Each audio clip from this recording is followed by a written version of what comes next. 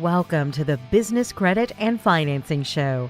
Each week, we talk about the growth strategies that matter most to entrepreneurs. Listen in as we discuss the secrets to getting credit and money to start and grow your business. And enjoy as we talk with seasoned business owners, coaches, and industry leaders on a variety of topics from advertising and marketing to the nuts and bolts of running a highly successful business. And now, to introduce the host of our show, financial expert and award-winning author, Ty Crandall. Hello, everybody, and welcome to the show today. I'm really glad everybody could join us because, what I love about doing this podcast is I get an opportunity to meet with experts in areas that I really want to know a lot more about, as well as I think could provide really tremendous value to you. And today, that's exactly what we have with us. We have with us today a really cool special guest. And for the last 20 years, Steve Lowisz has become a globally recognized entrepreneur, speaker, and educator. He's no stranger to leading conferences and symposiums to share his insight on entrepreneurial best practices and team management and individual development strategies. From day one, Steve made it his mission to disrupt the HR, recruitment, and personal development industries for the better and for good. He continues to make a difference by honing his efforts on proactive and humanistic recruiting strategies, development, and retention. Over the years, Steve has consistently shared his expertise with countless colleagues, associates, and fellow partners. He's also engaged with leadership teams at Starbucks, Whirlpool, Coca-Cola, Cisco Systems, Miller, Walgreens, amongst many others. In addition, he frequently contributes to leading publications regarding entrepreneurship, recruiting, and strategies to strengthen professional leadership. Steve founded Qualigence International, the largest recruitment research firm in the U.S. in 1999, and due to the firm's explosive growth, his company was named a top 50 company to watch. So, Steve, welcome to the show today. Ty, thanks for the invite. Glad to be here. These are things that every entrepreneur struggles with. I got to tell you, man, it is a huge struggle for us. As we grow, that is the major problem we have moving into the new year is how to actually recruit good talent. We can't recruit fast enough to keep up with our growth because we can't find the right people. So I'm just excited you could be here to kind of help me decode this whole process and help all of our listeners kind of understand the points to bring in somebody and also retain, train them, everything involved with keeping key employees. Well, it's getting tighter and tighter. Let's think about what's gone on in the economy the last 2 years. It's getting better. There's more jobs out there, so it creates greater competition for the people that we want in the first place. So how do we get them to come work for us, and how do we keep them? It's a question I hear from every entrepreneur I run into. Yeah, it is. And, and like I said, the bigger you get, the more problematic it becomes because you need people faster. And I mean, literally, it could take us 4 months to hire somebody because we have not figured this part of the system out. And, that leads me to a point. I read something that you have called the core 4 principles of production and purpose. Can we dive into that first to kind of get us started? Yeah, and that's actually a key component that we have a tendency actually to miss. And if you think about when you're recruiting candidates, right, if you're trying to convince somebody to come work for you, we have a tendency to start with the selfish piece, right? What can they do for me? And that's important. And that's the first principle of the core 4, which is around this idea of production. But then we miss this other piece, which is what I call core 4 purpose. What does the candidate need? What's going to engage them to come to your organization and ultimately engage them to stay? So you've got to have both pieces, and you got to know what questions they ask. Right. Yeah, and that's a large part of it. I mean, let's start from the very beginning. When you're hiring somebody, where do you go to hire? Because there's Indeed, there's Craigslist, there's Monster. I mean, and they're all $400 or $500. It seems like to run a job. So, what have you found in your expertise is kind of the best places to start even looking for the right applicant? So it depends on the type of job, right? All those things that you referenced, Indeed, ZipRecruiter, Monster, Career Builder, they're all really great tools. Everybody knows that LinkedIn is a great tool. But the tool is rendered useless, or the tool is a leverage point, depending on if you know how to use it and know what the hell to do with it, right? So the tool in and of itself is not the salvation of this. It's how to use the tool is the difference. Right. So, LinkedIn, unfortunately, what LinkedIn has become is a big database, right? It was meant to be more of a communication platform. And those that know marketing know how to do that. Unfortunately, when we go to recruit, We use it as a glorified database, and we don't use it to build relationships and market to candidates, potential candidates. We just use it to suck people out of it, and that's what everybody's doing. That's not the right approach. That's how you use an Indeed. That's how you use a career builder or a monster. The reality of it is, Ty, finding people is not hard. Convincing them to come to work for you and keeping them is the difficult piece because there's so many tools to find them. Sure. Well, and I think you hit the nail on the head. We had this process with Indeed where, we just were not getting good results. And so we contacted Indeed because we canceled the job and they said, hey, look, you're not going about it the right way. Let us work with you to help you structure the job the right way. And sure enough, we did. And immediately we started getting the exact candidates that we wanted to get. So it wasn't that their platform didn't work. It's that we weren't using it properly. And once we worked with them to learn to use it properly, then it immediately started getting us the intended results. Well, and that's a good point because in those tools specifically, you've got to think about them as a marketing platform. You're marketing to potential candidates. And all too often what we do is we create these job descriptions which are boring, kind of compliance driven, right? That's what we're doing. And we cut and paste them into Indeed or Career Builder. And then we wonder, well, why the heck is this platform not driving candidates to us? The reality of it is you've got to convince them. You've got to identify reasons for them to be interested in you, interested in that job, and we've got to write it like a copywriter writes sales copy. That's the focus.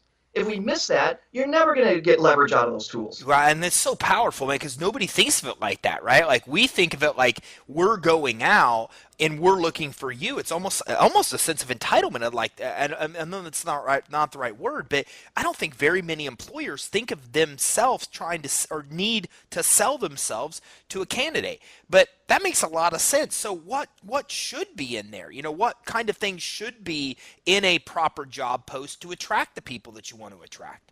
Well, think about it's based on the type of position, right? So think about it this way: if I'm recruiting for a technology person, let's say a Java developer or something along those lines, there are certain general pains of Java developers around not having enough time to finish a project, not having the right team behind them to do all the development that's needed, and so forth. And just think if you started with the problem that, hey, we know that this is a problem for you Java developers, and this is what we're doing at company ABC to address these issues so that you can have the career that you're looking for. So we address the problem first. We try to draw out some emotion and try to identify that pain, and then ultimately in the context of the content, create a possibility that there's a better solution out there, and that better solution could be your organization. I mean, that's the path you take them down. You're describing exactly a marketing strategy. Yes. You find the pain point, you agitate the pain point, you produce the solution, right? The medicine that takes away the pain. Yeah, so I mean, it's real simple. It's all P's, right? Who are the people you're targeting? What's the problem that most of them experience? And it's real easy to figure that out by doing a quick Google search. Look on Glassdoor. What do most Java developers complain about? So you've got the problem. You can address the pain associated or the emotion associated. It's not that hard to create a possibility that you have this pain, we can solve it. We're going to create this pleasure or this emotion in you, and here's the path that we're going to take to get there. So please apply, capture permission, grab their email address, their resume, all that other stuff. Wow, that's interesting. And what's so interesting about that is that I don't see anybody doing it. If you do it well. Right. Now, go ahead. No, I'm sorry. I was going to say there's some tools out there that you can actually take some of these boring job descriptions that are starting to come out. Most of them are in beta. They're not in public release yet. But by plugging in your job description, plugging in some data about your population, it starts to help you rewrite that job description. In fact, one of our larger clients has a copywriter on staff, not for the purposes of marketing the company, but only to redo job descriptions and have calls to action to get people to actually apply. Yeah. And what's interesting about this as I start to think about it is we've started to actually indirectly, I guess, incorporate the same thing, because what we've not done, and probably a good path forward, is to listen to what you're hearing in interviews. And if you listen, they tell you what they don't want. They're telling you what the problem is. They're telling you what their pain is. And if you're doing that and do enough interviews, you could literally use their own languaging to then structure this marketing message, it sounds like. Yeah, and in fact, let's go back to the core four because you actually hit on one of them really, really well. Because getting them to the table is one thing, as I said. Really identifying what can they do for you and what do they need is the key. That's the two core fours. So let's look at each one of these. So if we first look at this idea of core four production, this is what can the candidate do for your organization, right? So we have a tendency to interview for what? We interview for skill set.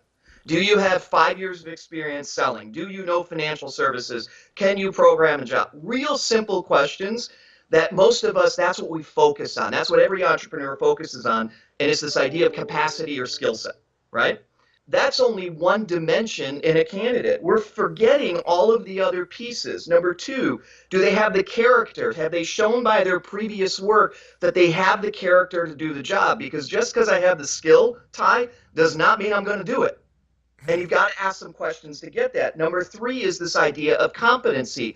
Do they have the competencies that fit that job? So it's not just do I have the skill, but do I understand the business context in which that skill is going to be used? And what are those competencies? And then the fourth one, which is the most difficult, is this idea of culture. Do they fit the culture of the organization?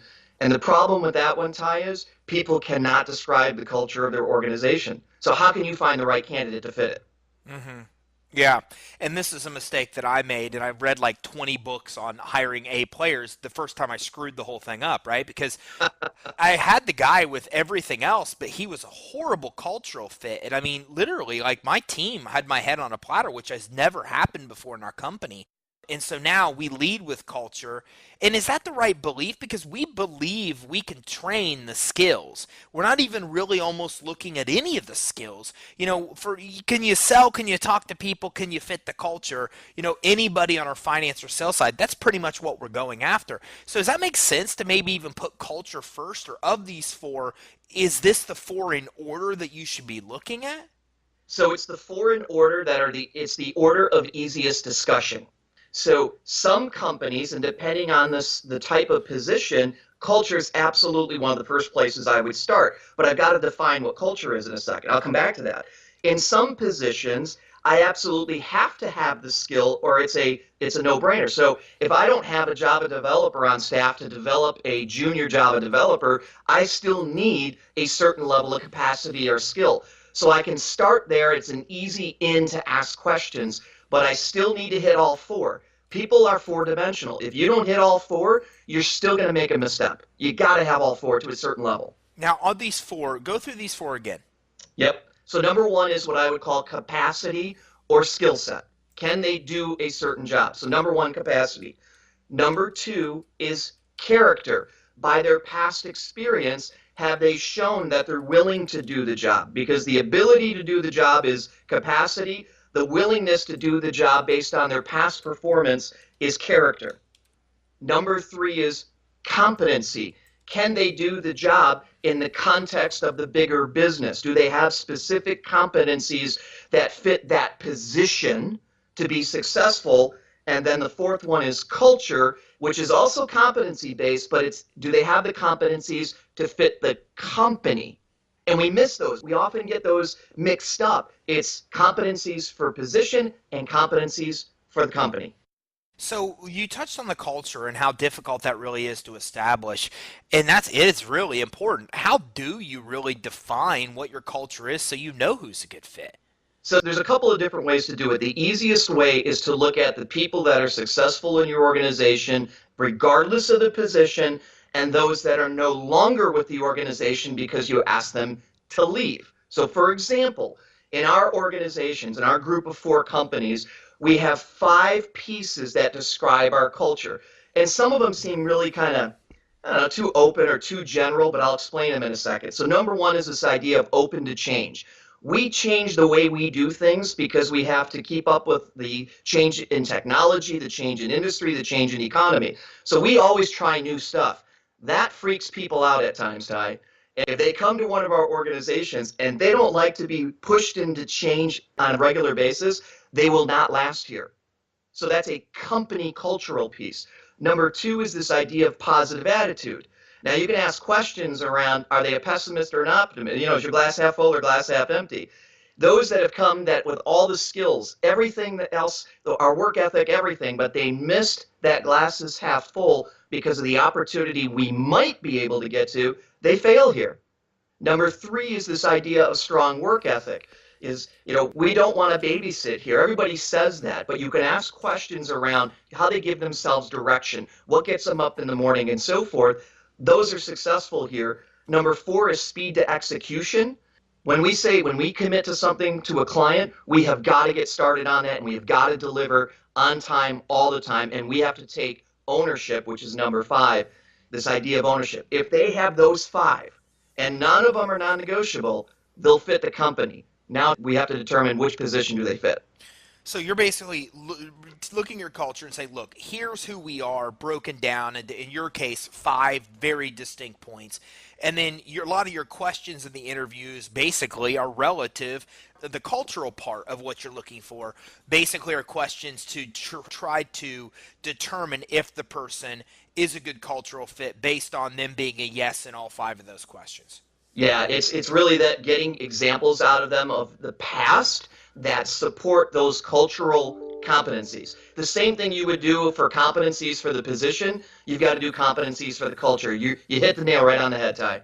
So the other 3, the competency, the character, the capacity, how are you thinking of in questions that fit those to know if you're finding somebody that meets those criteria? Well, capacity is easy because it's skills-based, right? Can you program in Java? Give me examples. You can test for these things. That's the easiest one of all of them to ask questions about, which is why we generally focus on those.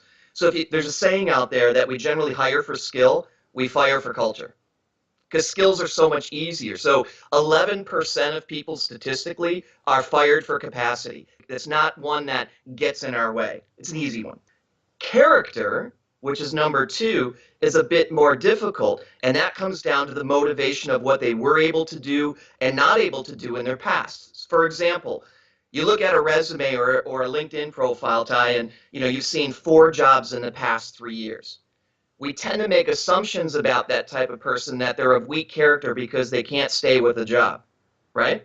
The reality of it is, in today's world, that person could potentially have been promoted from one role to the next, or there was an acquisition or what have you, and you can paint a picture of the character being very positive because with every job they took on additional responsibility, bigger teams, they accomplished bigger items and so forth. So you can't take what's in black and white and say it's a negative character or positive character, but it's a way to start asking questions around the why, because you want to understand the motivation. That makes Make perfect sense? Yeah, it makes perfect sense. And then competency for the job is similar to competency that's called for the company, which is called culture. It's what are the competencies that they need to have. If I'm a developer, do I need somebody who also has some business acumen and competencies around business acumen? In some companies, they don't need that, Ty. They're coding every day. In other companies, especially smaller entrepreneurial companies, they need to understand the overall company vision, how they make money, the business itself. That's a different competency set than somebody in a bigger company that's just coding all day. Now, you touched upon some of these people, and I think all that's brilliant. So basically, now that we understand capacity, character, competency, culture, then it's really a matter of, it's easier to because this is what I think a lot of people get stuck on is what do I ask during an interview, right? And then they go Google it. They Google what do I ask during an interview. And then there's all these crazy questions that people ask. And then they ask them, and they have no idea why they're even asking them or what they're looking for in the answer. But you're talking about a very structured approach here. Knowing capacity, character, competency, culture, this is what you need. And now define your questions around those 4. And then in doing so, is that how you're basically coming up with the questions that you're asking during an interview? Yeah, on the Core 4 production, you hit it right on. Know the answer you're looking for and create the questions that support that answer. Either they've got it or they don't have it. And it should be a lot more clarity around, can they do the job? Do they fit us? Do they fit the job at our organization? But remember, this is only half. Right now we're talking about what can they do for me. That's about getting them in the door or potentially saying, yes, you can do the job.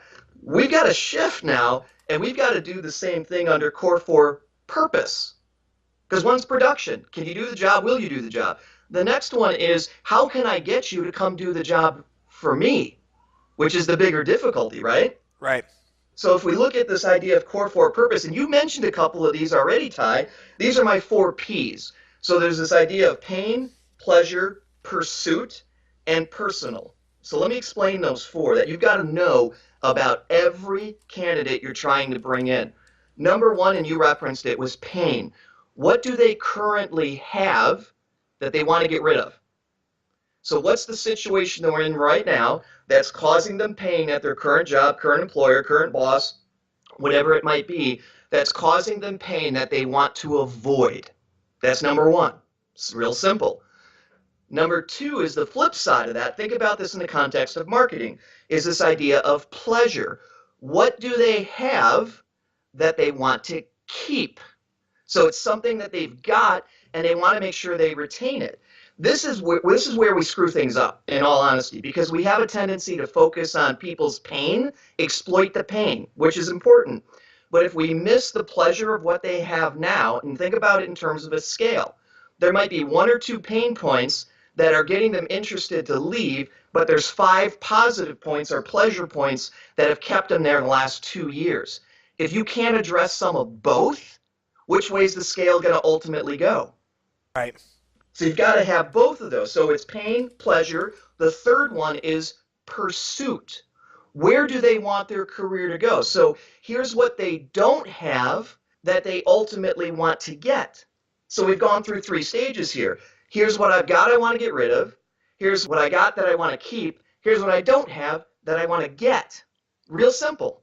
And then the fourth one is this idea of personal. What are some of the circumstances that you can't really change that could affect their ability to do the job or not? I mean, for example, I had a situation yesterday where an individual has a special needs child. As a result of that, and they offered it up because you can't ask a lot of these questions. They offered it up, and as a result of that, they would not be able to fulfill the needs of this particular position because of the requirements. Those you can't change. You can't address them. The first 3 you can. Sure. But take it one step further, and there's 4 questions you got to ask about each of these, right? So this pain, pleasure, pursuit, and personal, you got to know these 4 things. What's the issue? Why is it an issue? How do they plan on addressing it and when? So again, what's the issue? Why is it an issue? How do they plan on addressing it and when? Let me give you a real quick example.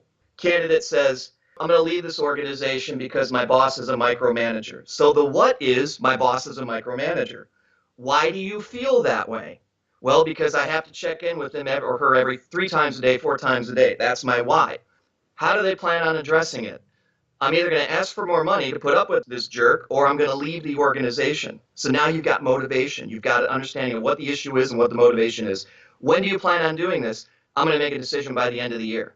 Now you have an understanding of what's in their mindset about selecting their next job, Ty. I can't type fast enough. If there's a pause, I'm muting myself so you don't furiously hear me typing all these intricate notes. Okay, so a ton of great information here, and this all makes perfect sense. And I love this because you're really giving an exact structure to going through and finding the best candidate, which, to be honest with you, Steve, I've never heard before. I've read a lot of books. I've looked at a lot of stuff. You have a very set structure of exactly what you're looking for, how you're answering questions, why you're answering questions. You know, and we deal with these things all the time. People come in and say, why are you leaving your current job? And they tell you exactly what their issue is. And now to know, well, why is that an issue? How are they going to address it? When are they going to address it? These type of things really give you a good idea of the type of candidate that's sitting in front of you. Yeah, so think about it as kind of the combination of the art and science of people, right? There's a certain art to relationship building. You know that, I know that. We're all in sales, we're all in marketing. As entrepreneurs, that's our focus. But you got to apply some science that actually works so that, there's no foolproof recruiting way to make sure you hired the right person. You can still fail even with this. But if I can double my odds of success, that's what we do as entrepreneurs, right? We gamble a little bit. If I can double or triple my odds of success because of applying some science to it, doesn't that make sense? Absolutely. And, speaking of the science part of it, I mean, do you use any kind of testing? Like, a lot of people are using some variant of personality testing. Do you recommend something like that? It depends on the type of position. I've seen in some instances it work really well, and I've seen in some instances poor. Let me kind of give you a sense of that. If you're using assessments for skill, that's one thing. Those are very valuable because somebody can tell you, yeah, I'm a developer, I know these 18 languages, but when you test them, they don't know them. In that perspective, it's a yes or a no. Either you can do it or you can't do it. When you start talking about personality assessments or work style assessments, that gets a little more mucky and should never, in my opinion, be used as a thumbs up or a thumbs down. What it should be used for is a confirmation one way or the other. If you're already kind of on the fence and one of these personality or work style assessments comes back and says, there's some concerns here, it's probably it's confirming your gut feeling and you probably want to pass that person by. But I would never put all of my eggs into that and to go by an assessment of any kind unless it's skills based for yes or no. That's a great point. And, in a way I've seen it used is, in relation to culture, really. If you have a division and you know that somebody just left and they were an excellent fit, well, finding somebody with a similar personality sometimes makes sense. And that's the way I see some people use it, whether it be right or wrong, I don't know. Well, think about that, though. So if you keep hiring people with the same exact personality as you, will they ever challenge you? Oh, no, absolutely not. So we've got to be careful about, do we really want everybody with the same personality? Probably not. What we want is people that fit the culture of our organization Right. and bring value to us. That's why I focus on this production and core 4 purpose. If I can get those two down, I think I'm ahead of the game because nobody else is doing that. Well, what about process? What we've realized is that, people fall through at every stage, right? They submit a resume, we call them for pre-interviews or an interview, they don't show up. So we kind of have a process where we send them an email and just say, hey, why is it you're even interested in this job? Because we find a lot of people are applying and they don't know anything about us as a company, which seems weird if this is a career you're really looking for. And then, then that filters people out, right? Some never even get back to us with just a couple basic questions. And then of the ones that respond, then we schedule a pre-interview for 15 minutes just to get a feel. And then we have a regular interview. Is there a good process like that makes sense? Or do you just go right for the interview right from the beginning? No, I think when you're getting a lot of volume, again, it depends on the level of the job. On a lower to mid-level role or less experience to kind of mid-level experience, you're going to get often, if you write the right job description, you're going to get a lot of applicants. And it takes a lot of time to talk to every one of them in an interview. That's kind of useless. So having pre-screening questions, whether it's online or done by an individual, that makes sense. And you're generally going to do skills-based pre-screening questions, right? You're not going to get into a whole lot of culture fit and so forth because you really need to see somebody in person or on video to see what their body language is when they're answering. Are they lying or are they not? Because naturally, almost everybody lies, either by commission or omission, right? We need to understand that. So in the front, taking them through some type of process that doesn't take too long. Because in this economy, if you're taking people through a 3-week process, you're going to have 50 to 60% fall off because they got a job somewhere else. Right, sure. Now, senior positions, it's going to be less of that upfront screening, quote unquote, and it's going to be more of developing a relationship right from the get-go because just what's on their resume doesn't always paint a great picture of who they are, and you want to attack them with kind of kid gloves a bit because they're going to go out and they're going to talk about the experience they had. Even if they're not selected, you can leave a real positive experience, just like you do with your customers. Think of the experience the same way. Yeah, and how do you handle people that just don't do well with the rejection of it, even if you try to handle it professionally? Because, we interview a lot of people, and you'll just have this crazy guy that just shows up and just, I don't think we've done anything wrong. He just, when he realizes he doesn't get the job, he just starts, attacking. It's such a crazy thing for me. I don't understand why people do this. There's certain people, Ty, no matter what you do, they're going to react like that. And I can give you all kinds of what you should do, but there's that certain population that no matter what you do, it's going to fall apart. Now, that being said, there's a couple of pieces that we need to keep in mind. One, we got to tell them. Because too many times the candidate finds out they didn't get the job after they found out somebody else already got the job. And Sure. They get ticked because we're not honest with them. The difficulty here is you got to be careful why you tell them that they didn't get the job, right? Think of the legal environment that we're in right now. If there's any sense of discrimination or anything along those lines, you got to be careful. But to be able to actually tell them, hey, you know what, great having conversation with you. We appreciate you coming in. We did actually pick somebody who is a better fit based on more experience or based on this or based on that. That doesn't put them in a bad light. It just says that there's somebody out there that was a better fit. Most of the time when you have that conversation, people appreciate it because it happens so rarely, Ty, because we don't tell them. Right. Yeah. Yeah, and I could see that on the other end. I mean, although it's been a long time since I've applied for a job, I could see that frustration of just trying to sit back and not knowing and just wanting some kind of certainty one way or the other. Yeah, it's known as the black hole of recruiting. And I find it less in entrepreneurial organizations, yet it still happens. In really big organizations, when you're applying along with 10,000 of your best friends, you never hear anything. Very few companies are really communicating that out. But I see it with some small organizations as well. And think about it. Think about it from an entrepreneurial perspective. Every candidate you come in contact with could help your brand or hurt your brand. Which would you rather do? Right. You want to help it. Well, now you mentioned when you're sitting across from body language. I mean, how much are you looking at that? What kind of things are you looking at when you're interviewing somebody related to their body language, and what type of things are you looking for? So again, depends on the type of position, but some standard things, right? Are they rolling their eye when you ask a question? Are they kind of thinking before they answer, or are they just ready to talk as soon as you're done asking the question?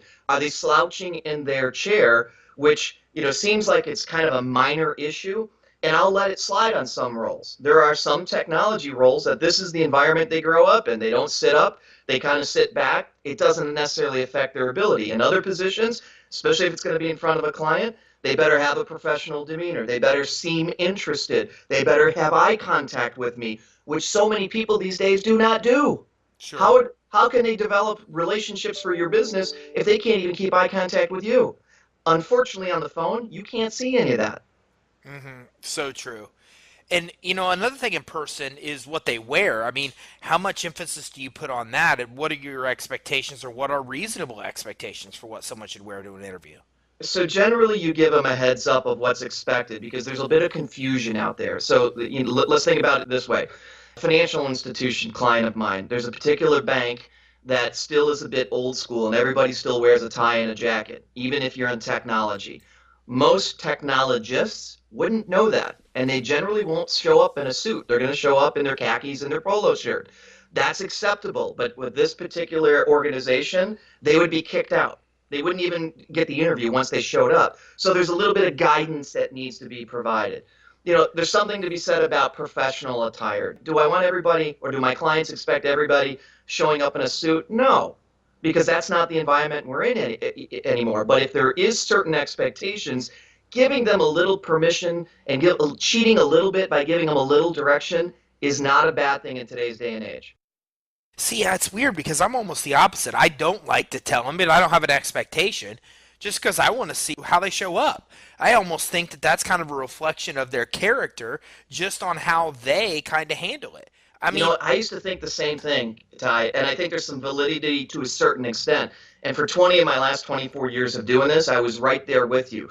But because of the way things have changed, think about Silicon Valley, right? Right. No matter if you're working for Google or Apple or what have you. So it's quite the opposite. I used to go there as one of their vendors, and the first time I went there, I wore a suit and tie because that's what you do. I got laughed out of the building. So now I have to have a change of clothes in my car and put on my jeans and my flip-flops as a vendor so I fit. Sure. So the times are changing a bit. So I'm not saying not to look at it, but be careful how much emphasis you put on it these days. It's funny you say that because literally the last job interview I went into, I wore a suit and he told me I looked like a sailor and then made fun of me for years, after. That's becoming more and more progressive as companies are saying, you know what, it's not just about what you wear. Now there is a certain level of decorum, right? You don't show up in ripped jeans and flip-flops to a job interview. Right. That's not acceptable anywhere. But is it going to kill you if they wear khakis and a sport coat with an open shirt collar? No, they don't have to wear a tie anymore in most cases. Now, you're an investment banker and you're going to interview with Morgan Stanley, there's a different expectation. Right, obviously, right. But what about books? Have you found any really good books that you've read on a hiring process that you've been like, oh man, that is so spot on? No. Next question. Let me tell you why. Let me qualify that because there's some really great general books. The problem that I have found, and I'm sure I have not read every book on the subject, so let's keep that in perspective, but most of the ones that I read are very philosophically based. Sure. So they generate ideas or they conjure up these big words and terms, and very few are here's step one, here's step two, here's what to ask, here's how you create your questions based on the answer you're looking for, here's a guide to do that. That's what's missing. Yeah, and I appreciate that because I agree. I mean, of what I've read, I got some good points out of it. But to be honest with you, of all the ones I've read combined, I didn't even get a fraction of what you've been able to just disclose so far. So I agree. There's some nuggets there, but I've never seen any just actual concrete, actionable. Here's the steps to take. What about references? Is it a good idea to request and actually call upon references for potential hires? So, yes and no. Here's the issue. If you ask somebody for references, how many of them are going to give you a bad reference? Right. That's why I ask. So that's half of the battle. Here's the other half of the battle is that you call these people legally, depending on the state they're in, they're not allowed to say anything more than here's your start date, here's your end date, period. Right? So the day of personal references is somewhat not as effective. What's cool is there's some tools out there now that as a candidate, if somebody asks me for a reference, it's basically an anonymous online tool. I call that company up and say, hey, here's the 5 people that I want to use as a personal reference. You won't see the actual results of who said what, but the results of the answers are sent to the potential employer anonymously.